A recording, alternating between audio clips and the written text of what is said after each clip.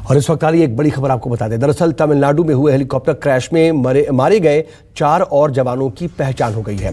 बता दें कि पहचान हुए इन जवानों के शव दिल्ली लाए जाएंगे और दिल्ली कैंट बेस हॉस्पिटल में श्रद्धांजलि देने के बाद शवों को परिजनों को सौंपा जाएगा। 8 दिसंबर को दरअसल कुन्नूर में हुए हादसे में देश के पहले सीडीएस बिपिन रावत, उनकी पत्नी मधुलिका रावत, ब्रिगेडियर LS लिड्डर सहित 13 अन्य सैन्य कर्मियों की मौत हो गई थी। बता दें कि विंग कमांडर PS चौहान, हवलदार प्रदीप A की भी शिनाख्त हो गई है।